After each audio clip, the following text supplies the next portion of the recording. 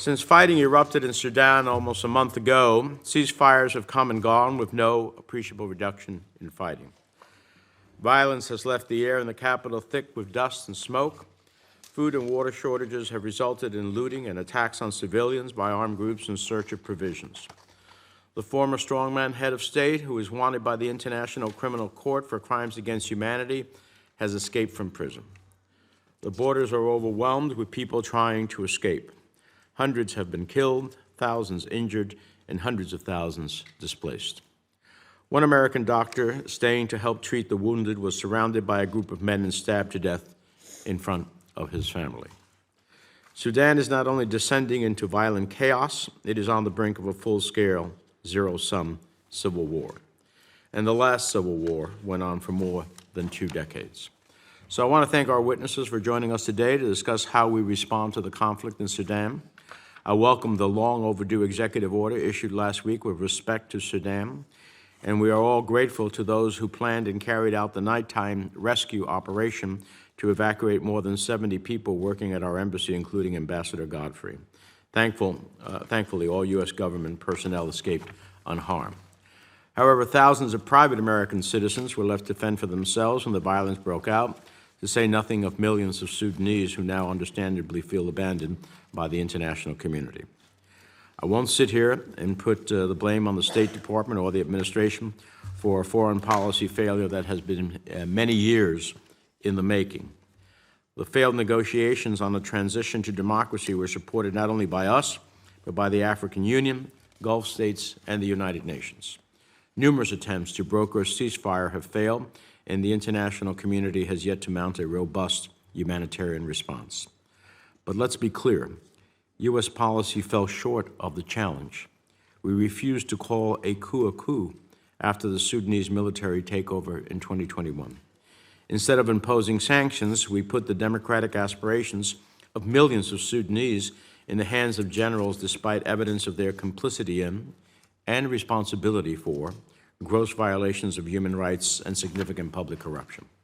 The Sudanese armed forces have a long record of human rights abuses, and the Rapid Support Forces, best known to the world as the Janjaweed, committed genocide in Darfur. And their leader has been implicated in rapes and massacres and has allied himself with the Wagner Group. By convincing ourselves that these figures were going to help Sudan transition to a democracy, we neglected the need for accountability. We failed to push hard enough for inclusive civilian participation, and we ended up legitimizing and entrenching those with guns at the expense of the Sudanese people's democratic aspirations. I'd like to hear from our witnesses about U.S. policy options to end the conflict, our efforts to rally the international community to jumpstart the delivery of humanitarian assistance, and what steps the administration is taking to garner international support for collective action to ensure that military leaders stand down and step aside. I realize sometimes there are no good options, but hope is not a foreign policy strategy. We need to understand how our analysis was so flawed that the State Department failed to draw down its embassy staff or assist American citizens to depart before the violence began. The United States cannot be blindsided like this. I want to understand what is being done to prevent this in the future.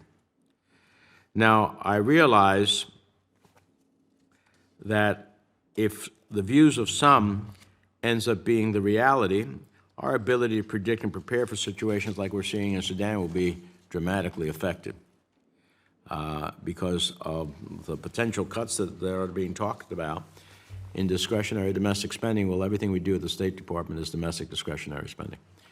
So I don't know how we're going to get it better with less.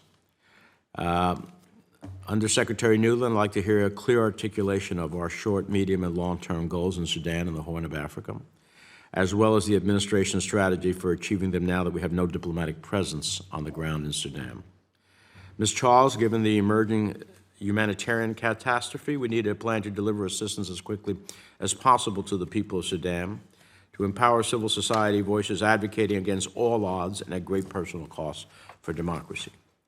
Millions of lives in Sudan and the Horn of Africa are at stake, as are our strategic interests in the Horn of Africa and the Red Sea corridor. We need to put the democratic transition back on track in Sudan.